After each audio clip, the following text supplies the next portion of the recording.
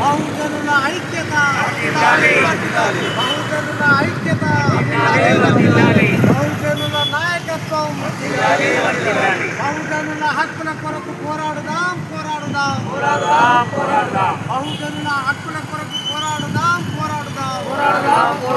సర్దార్ సర్వాయి పాపన్న ఆశయాలను కొనసాగిద్దాం, కొనసాగిద్దాం.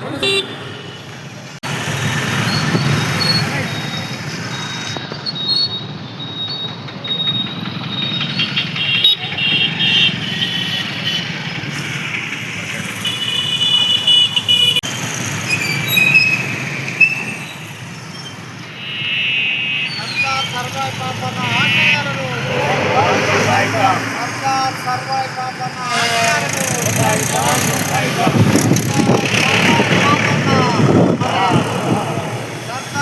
సర్వాయి పాపన్న, సర్దార్ సర్వాయి పాపన్న, సర్దార్ సర్వాయి పాపన్న ఆశయాలను.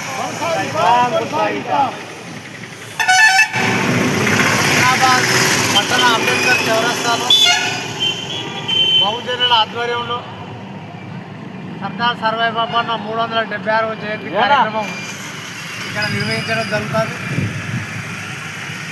సర్దార్ సర్వాయి పాపన్న చరిత్ర మన భారతదేశానికి ఆయన లండన్ మ్యూజియంలో బ్రిటిష్ వాళ్ళు భద్రపరిచిన అప్పుడు ఆయన వాడిన వస్తువులు, ఆయన చరిత్ర ఆధారంగా, ఆయన ఫోటోల ఆధారంగా ఇక్కడ మన భారతదేశంలో ఉన్న నాయకులకు, ప్రభుత్వానికి ఆ గొప్ప వీరుని చరిత్ర తెలిసింది. అటువంటి ఒక గొప్ప వీరుణ్ణి మన తెలంగాణ రాష్ట్రంలో సర్వాయిపేటలో ఆయన పరిపాలన చేసిండు, కోటలు నిర్మించిండు. విలాసపురం కావచ్చు, భువనగిరి కావచ్చు, ఎన్నో చిన్న చిన్న కోటలను జయించుకుంటూ 12,000 సైన్యాన్ని తయారు చేసుకుని బహుజనుల రాజ్యం స్థాపించాలనే కోరికతో చివరికి అప్పుడున్న నిజాం నిరంకుశ రాజులు గోల్కొండ కోటను అప్పుడున్న ఔరంగజేబు నిరంకుశ పాలనపై కొట్లాడి ఓడించి గోల్కొండ కోటను 7 నెలలు పరిపాలించిన ఒక గొప్ప వీరుడు. ఆయన బహుజనుల కొరకే ఆయన జీవితాన్ని ఎన్నో కుట్రలు చేసి ఆయనను అణగదొక్కాలని ప్రయత్నం చేశారు. కానీ చివరికి మంచే గెలుస్తుంది అన్నట్టు బ్రిటిష్ మ్యూజియంలో ఉన్న చరిత్ర ద్వారా మొత్తం భారతదేశానికి తెలిసింది. అటువంటి ఒక గొప్ప వీరునికి సంబంధించి ఈరోజు ట్యాంక్ బండ్ వద్ద తెలంగాణ కమ్యూనిటీ కార్మిక సంఘం ఎప్పటి నుంచో అక్కడ విగ్రహం ఏర్పాటు చేయాలని డిమాండ్ చేస్తుంది. దానిలో భాగంగా ఇవాళ రాష్ట్ర ప్రభుత్వం ఇవాళ 4 గంటలకు అక్కడ ఓపెనింగ్ చేస్తున్నట్టు ప్రకటన చేసిర్రు. అదేవిధంగా తెలంగాణ కమ్యూనిటీ కార్మిక సంఘం కూడా 6 గంటలకు సర్దార్ సర్వాయి పాపన్న జయంతి ఉత్సవాలు అక్కడ చేస్తుంది, ముగింపు కార్యక్రమం చేస్తుంది. అదేవిధంగా కళ్ళు గీత కార్మికులకు సంబంధించి వాళ్ళ డిమాండ్లను రేవంత్ రెడ్డి ప్రభుత్వం ఈ విగ్రహ ఓపెనింగ్ సందర్భంగా ఖచ్చితంగా వాళ్ళకి ఇచ్చిన హామీలు అమలు చేయాలని కూడా ఈ సందర్భంగా డిమాండ్ చేయడం జరుగుతుంది. వాళ్ళే అన్నారు మేము పెన్షన్ 4,000 చేద్దామన్నారు. అదేవిధంగా ఇంకా కళ్ళు గీత కార్మిక కార్పొరేషన్ ఏర్పాటు చేసారు. కానీ అందులో ₹1 బిల్ల కూడా లేదు. కనీసం 100 కోట్ల రూపాయలన్నా ఇవాళ విగ్రహ ఓపెనింగ్ సందర్భంగా రేవంత్ రెడ్డి ప్రభుత్వం కేటాయించాలి. అదేవిధంగా తాడి చెట్టు మీద పడి చనిపోయిన వాళ్లకు ఎక్స్కేసి 5 లక్షల నుంచి 10 లక్షలు చేస్తామన్నారు. ఆ హామీని కూడా ఇవాళ ప్రకటన చేయాలి.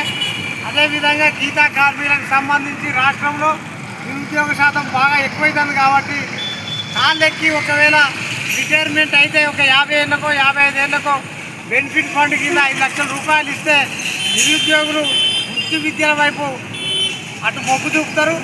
కాళ్ళు ఎక్కుని బతికే అవకాశం ఉంటుంది కాబట్టి దాని మీద కూడా ఆ డిమాండ్ను ఈ సందర్భంగా ప్రకటన చేయాలని సందర్భంగా మనం డిమాండ్ చేయడం జరుగుతుంది. అదేవిధంగా ముఖ్యంగా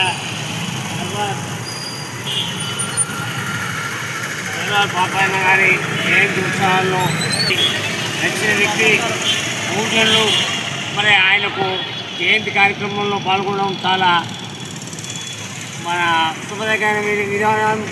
మరి ఇప్పుడే మాట్లాడిన రవీంద్ర గారు మాట్లాడే విధంగా కలుగిత కార్మికులు కానీ మన వాళ్ళకు రాజమండ్రి మీద కానీ పెద్ద ఎత్తున సర్దార్ బాబన్న విగ్రహాన్ని ఏర్పాటు చేసి మరి గిత కార్మికులకు ఆదుకోవాలని ముఖ్యంగా తెలుగుదేశం పార్టీ తరఫున కోరుకుంటున్నాను.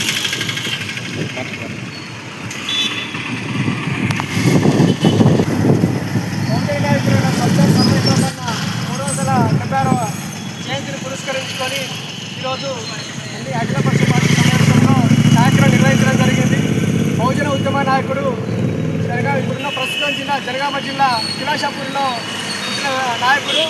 ఆ కిలాషాపూర్ నుంచి ఒక కేంద్రంగా ఏర్పాటు చేసుకొని తెలంగాణ ప్రాంతంలో భువనగిరి, సర్వేపేట, జనగామ జిల్లా పరిధిలో పేదలకు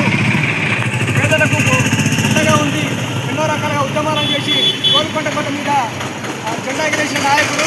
కాబట్టి భవిష్యత్తులో బహుజన నాయకుడిని సర్దార్ సర్వాయి బాబుని ఆదర్శంగా తీసుకొని తెలంగాణ రాష్ట్రంలో మన బహుజన రాజ్యాన్ని సాధించుకోవాలని మరొక్కసారి బహుజన నాయకులకు, బహుజన ప్రజలకు, ఎస్సీ ఎస్టీ బీసీ మైనార్టీలు అందరూ ఏకదాటికై తెలంగాణ రాష్ట్రంలో బహుజన రాజ్యం సాధించుకోవాలని మరొకసారి జయంతి సందర్భంగా సర్దార్ సర్వాయి బాబు జయంతి సందర్భంగా గుర్తు చేస్తూ రానున్న రోజులలో బహుజన రాజ్యం ఖచ్చితంగా ఆయన ఆలోచన విధానంతో పేదలకు అన్ని రకాలుగా అభివృద్ధి చేయాలన్న ఒక లక్ష్యంతో మనందరం కలిసికట్టుగా తెలంగాణలో